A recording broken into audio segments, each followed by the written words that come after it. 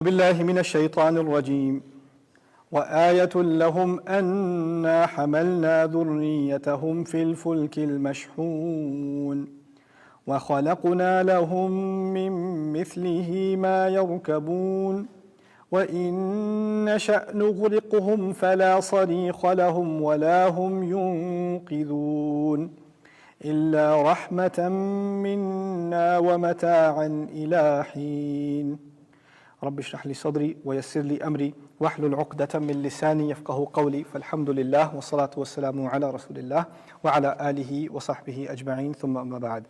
40ویں آیت کے بارے میں ایک آخری بات میں آپ سے کر دوں، جہاں کہا گیا تھا لَلشَّمْسُ يَنبَغِي لَهَا أَن تُدْرِكَ الْقَمَرَ وَلَلَّيْلُ سَابِقُ النَّهَارُ وَكُلٌّ فِي فَلَكٍ يَسْبَحُونَ۔ سورج کے لیے صحیح نہیں کہ وہ چاند تک پہنچ جائے، اور چاند کے لیے اور رات کے لیے رات کبھی دن سے آگے نہیں بڑھ سکے گی، اور ہر کوئی اپنے دائرے میں چل رہے ہیں۔ دو باتیں ایکچولی میں آپ سے کرنا چاہتا ہوں۔ پہلی بات میں ذرا بورڈ پر آپ کو دکھا دوں، عربی میں لکھتے ہیں کلٌ فی فلک یسبحون۔ اوکے، کلٌ فی فلک کو اگر آپ کھول دیں، کاف ہے، لام ہے،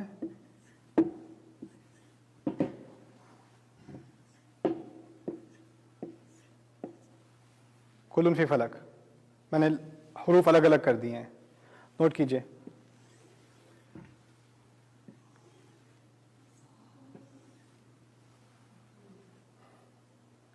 اور درمیانی حرف کیا ہے؟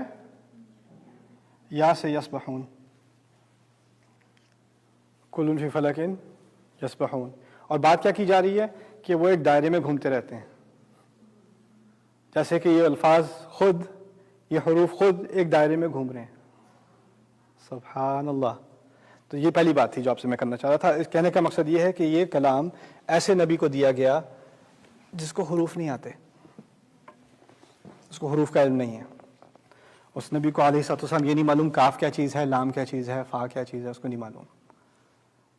وما كنت تتلو من قبله من كتاب وما تخطه بيمينك اذا لارتاب المبطلون بل هو آيات بينات في صدور الذين اوتوا العلم ولا يجحد بآياتنا الا الظالمون۔ سورۃ العنکبوت میں اللہ تعالیٰ فرماتے ہیں نہ تو آپ نے خود کبھی کوئی کتاب پڑھی ہے، نہ اپنے ہاتھ سے کبھی کچھ لکھا ہے، تاکہ کبھی کسی کو شک پڑ جائے کہ انہوں نے لکھا ہے یا خود پڑھ کے کہیں سے لے کے آئے ہیں۔ نہیں، یہ تو واضح آیات ہیں، واضح نشانیاں ہیں ان کے لیے جن کے دلوں میں علم ہے۔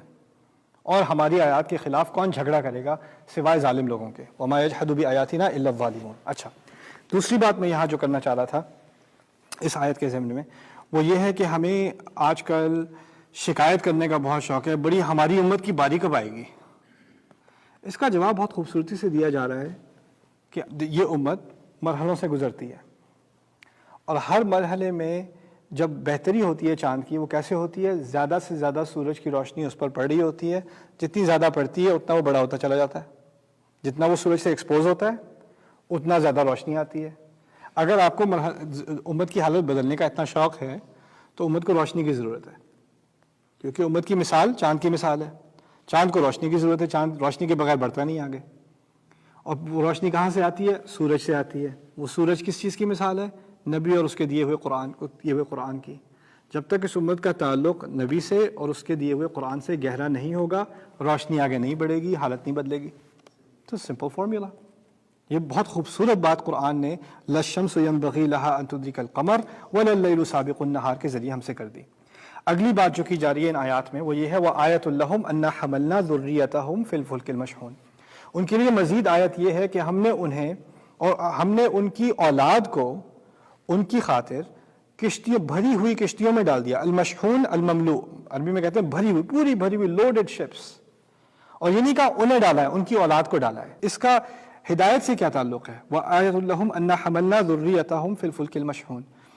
اس میں کچھ نے تو کہا ہے کہ یہ پہلی کشتی کی طرف اشارہ ہے، یعنی نوح علیہ السلام کی طرف اشارہ ہے کہ دیکھو انہوں نے انسان کی اولاد، تمام اولاد، وہ تو نوح علیہ السلام کے جو سروائیور تھے انہی سے نکلی ہے نا، اور وہ پہلی اولاد تھی جس کو کشتی میں ڈالا گیا۔ اس کے بعد جتنی کشتیاں بنی ہیں، جو رزق کے معاملے ہوئے ہیں، وہ تو اسی کی وجہ سے ہوئے ہیں۔ وَاصْنَعِ الْفُلْكَ بِأَعْيُنِنَا، اس کشتی کو ہماری نظروں کے تحت بناؤ۔ وَحَمَلْنَاهُ عَلَى ذَاتِ أَلْوَاحٍ وَدُسُرٍ، وہ آیت تو بہت زبردست آیت ہے. وَحَمَلْنَاهُ عَلَى ذَاتِ أَلْوَاحٍ وَدُسُرٍ، ہم نے اسے پھٹے اور کیلوں کی بنی ہوئی چیز پر بٹھا دیا. الواح ودسر، الواح کہتے ہیں پھٹوں کو، دسر کیلوں کو. کشتی بھی نہیں کہا اسے. کہنے کا مقصد یہ ہے کہ جب چاہے ڈبو دے اسے. ہے کیا ہے؟ پھٹے اور کیلے ہی تو ہیں، لیکن ہم نے اس پر اسے چڑھا دیا. کہنے کا مقصد یہ ہے کہ جب آپ اولاد کو کشتی پر ڈالتے ہیں آپ کو فکر لگی رہتی ہے کہ ڈوب نہ جائے، یہی ہوتا ہے نا. اب ہمیں بتایا جا رہا ہے وَنَكْتُبُ مَا قَدَّمُوا وَآثَارَهُمْ، ہم لکھ رہے ہیں کون سی چیز وہ آگے بھیج رہے ہیں، کیا چیز پیچھے چھوڑ رہے ہیں. آپ اولاد کو آگے بھیج رہے ہیں، اب اس اولاد کو آپ کا صدقہ جاریہ بننا ہے، اس اولاد کے مستقبل کی وجہ سے ہی بھیج رہے ہیں نا. اگر مستقبل کی فکر نہ ہوتی کوئی نہ بھیجتا کہیں بھی، مستقبل کی فکر ہوتی ہے. اور اسی کے بارے میں کہا جا رہا ہے اگر تمہیں اس مستقبل کی اتنی فکر ہے، اپنی اولاد کی اتنی فکر ہے، تو سوچو ان کا اس کے بعد بھی تو ایک مستقبل ہے. تم بھی ایک کشتی پر ہو، تم بھی ایک سفر پر ہو، وہ بھی ایک منزل تک پہنچ رہی ہے. اِنَّكَ كَادِحٌ إِلَىٰ رَبِّكَ كَدْحًا فَمُلَاقِيهِ، تم مانو یا نہ مانو تم اپنے رب کی طرف کھچے کھچے چلے جا رہے ہو، تمہیں اس سے ملاقات کرنی ہی کرنی ہے، اس ملاقات کو اوائڈ نہیں کیا جا سکتا. فَمُلَاقِيهِ، تو اپنی اولاد کی جس طرح فکر کرتے ہو اپنی اولاد کی اور فکر بھی کرو، اس کی آخرت کی فکر بھی کرو. اسی لیے میں کہتا ہوں ہمارے آج کے دور میں خاص کر جو ایجوکیشن سسٹم ہے، ہم اپنے بچوں کے لیے بہترین تعلیم چاہتے ہیں، اور میرے نزدیک آج کے ایجوکیشن سسٹم کا سب سے بڑا ڈیزاسٹر کیا ہے کہ جب بچوں کی تعلیم ہائی اسکول وغیرہ میں ہوتی ہے یا ارلی کالج میں ہوتی ہے تو اس میں آپ کو ایک طرح سے تو mathematics, science, some technical fields, humanities etcetera, اس میں کچھ ایجوکیشن مل جاتی ہے، لیکن اس کے ساتھ ساتھ دین کی ساری بنیاد جڑوں سے اکھاڑ کے پھینک دی جاتی ہے.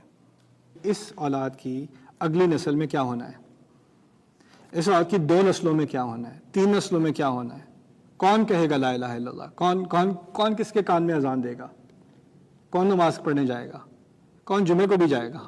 ابھی تو عید کی نماز کی مصیبت پڑ جاتی ہے، پھر تو وہ بھی نہیں رہنا. تو یہ ایک آگے کی سوچ نا کہ ہم نے اپنی اولاد کو کیا دیا ہے. دوبارہ میں نے پہلے بات کی تھی آپ سے، سب سے اہم تعلیم اسلام کی اس وقت کیا ہے، میں مسلمان کیوں ہوں. اسلام کیا ہے وہ بات کی بات ہے، اسلام کیوں مانا جائے اسلام، وہ پہلی بات ہے. وہ بات جب تک قرآن کا گہرا مطالعہ نہیں ہم آسان کریں گے لوگوں کے لیے تب تک وہ بات سامنے نہیں آئے گی، قرآن کی اپنی دلیل سامنے نہیں آئے گی. وَآیَةٌ لَّهُمْ أَنَّا حَمَلْنَا ذُرِّيَّتَهُمْ فِي الْفُلْكِ الْمَشْحُونِ وَخَلَقْنَا لَهُم مِّن مِّثْلِهِ مَا يَرْكَبُونَ، اور اسی کشتی کی طرح ہم نے اور چیزیں بھی بنائی ہیں جو وہ جس پہ وہ چڑھتے رہتے ہیں. اب اس میں جو کہا ہے نا اس کی طرح کی چیزیں جو وہ چڑھتے ہیں، اس میں اس بات کی طرف بھی اشارہ ہے کہ اونٹ بھی ہیں، گھوڑے بھی ہیں جس پر چڑھتے ہیں، سواری کرتے ہیں، سفر کرتے ہیں. اور یہ بھی کہا ہے کہ ہم نے اور چیزیں بھی بنانے کا ارادہ کیا ہے جو وہ چڑھیں گے. ابھی ایئرپلینز نے آنا ہے، کارز نے آنا ہے، ٹرینز نے آنا ہے، ابھی اور مینز آف ٹرانسپورٹیشن نے آنا ہے. اس سب کی طرف ایک کھلا اشارہ کر دیا. کیسے پتہ چلا ہمیں ان چیزوں کی طرف اشارہ ہے؟ پہلی چیز کہی تھی کشتی کے بارے میں. کشتی ایک عجیب مخلوق ہے اللہ تعالیٰ کی، ہماری انجینئرنگ کی نہیں ہے. آپ سمجھیں کہ ہم نے ڈیزائن کی تھی نا کشتی. قرآن نے کس بات کی طرف اشارہ کیا ہے؟ پہلی کشتی کس کی تھی؟ نوح علیہ السلام کی. ان سے کہا گیا تھا وَاصْنَعِ الْفُلْكَ بِأَعْيُنِنَا، آپ اس کشتی کی مینوفیکچر کریں ہماری نظروں کے تحت، یعنی ہم آپ کو بلو پرنٹ نازل کر رہے ہیں، یہ لو پھٹا، یہ لو کیل، ایسے ایسے کرو. یعنی ایک ایک پھٹا، ایک ایک کیل جو پہلی دفعہ بنائی گئی وہ اللہ تعالیٰ کی وحی کے ذریعے بنائی گئی. یہ بھی ایک بہت اہم فلسفی بات ہے کہ انجینئرنگ جیسی فیلڈ اللہ تعالیٰ کی دی ہوئی فیلڈ ہے، ایک نازل کی ہوئی فیلڈ ہے. اسی طرح قرآن میں فائنانس کے بارے میں کیا کہا ہے؟ فَلْيَكْتُبْ بِمَّا عَلَّمَهُ اللَّهُ، جس کو قرض کا کانٹریکٹ لکھنا آتا ہو اس کو لکھنا چاہیے اس بنیاد پر کہ اللہ تعالیٰ نے اسے سکھایا ہے. اللہ تعالیٰ نے اسے سکھایا ہے. فائنینشیل کانٹریکٹ اللہ تعالیٰ سکھاتا ہے؟ نہیں، وہ تو اس نے کسی اور سے سیکھا ہوگا، کسی اور اکاؤنٹنگ اسکول سے سیکھا ہوگا، کہیں سے سیکھا ہوگا. نہیں، تمام جس کو ہم سیکولر نالج کہتے ہیں نا اس کو بھی اللہ تعالیٰ خود کہہ رہے ہیں کہ میں سکھاتا ہوں. آپ کے دماغ میں جو نیورونز فائر ہوتے ہیں کریٹیوٹی کے، جو آئیڈیاز آپ کو آتے ہیں، جو نئی انوینشن آتی ہے، وہ اصل میں اللہ تعالیٰ کی طرف سے الہام ہوتا ہے. وہ مسلمان کو بھی ہوتا ہے، غیر مسلم کو بھی ہوتا ہے. یہ تمام انسان کی جو پرسوٹ ہے کہ نئی نئی چیزیں ایجاد کرے، نئی نئی چیزیں ڈیولپ کرے. هو الذی جعلکم فی الارض واستعمرکم فیہا، اس نے ہی تمہیں زمین پر ڈالا اور اسی نے چاہا کہ تم اس میں مزید تعمیر کرو اور اس میں مزید امپروومنٹ کرو. یعنی اللہ تعالیٰ کی دی ہوئی ایک خاص دیا ہوا ایک خاص تحفہ ہے کہ انسان مزید انوینٹ کرتا ہے. یہ بھی اللہ تعالیٰ کی وحی کا ایک حصہ ہے. وَخَلَقْنَا لَهُم مِّن مِّثْلِهِ مَا يَرْكَبُونَ اور اسی طرح کی ہم نے اور چیزیں بھی بنائیں جن پر تم سواری کرو گے. وَإِن نَشَأْ نُغْرِقْهُمْ فَلَا صَرِيخَ لَهُمْ وَلَا هُمْ يُنقِذُونَ اور اگر ہم چاہتے تو ہم ان کو سب کو ڈبو دیتے اور نہ ان کی کوئی صریخ یعنی کوئی چیخ کوئی سننے والا ہوتا اور نہ ہی ان کو کوئی بچانے والا ہوتا. یعنی سمندر کے درمیان میں اگر کوئی موج آ گئی اور کشتی ڈوب گئی کون سی سننے والا ہوگا؟ پانی کے اندر کوئی چیخ بھی رہا ہوگا تو کس کو سنائی دے گی؟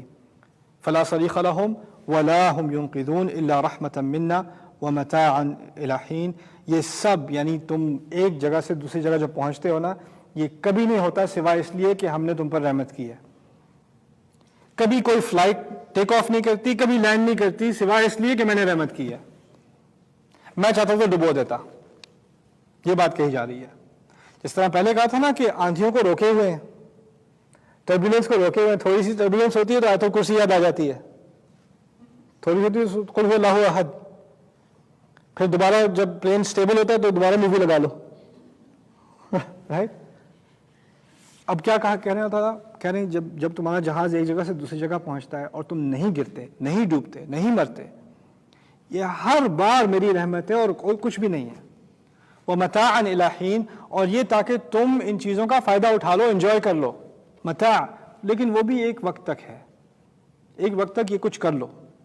ان تمام جب ہم یہ سفر کرتے ہیں ہم کیا بات کرتے ہیں؟ سبحان الذی سخر لنا ھذا وما كنا له مقرنین وإنا إلى ربنا لمنقلبون. ہمیں آخر کا اپنے رب کی طرف واپس جانا ہی ہے. ابھی تو ہمیں یہاں جانا ہے پھر واپس گھر آنا ہے. ایک آخری گھر ہے وہاں جانا ہی جانا ہے. اس سفر سے ہمیں اس سفر کی یاد دہانی کی جاتی ہے. اور جب وہ دلایا جا رہا ہے یاد یہاں کہا گیا ہے متاعا الی حین. ابھی مزے کر لو لیکن یہ کچھ وقت تک کی بات ہے. ابھی تک یہ انجوائے کر لو. یہ اب جب تک ہے یہ میری رحمت ہی ہے. بارک اللہ لی ولکم فی القرآن الحکیم ونفعنی وإیاکم بالآیات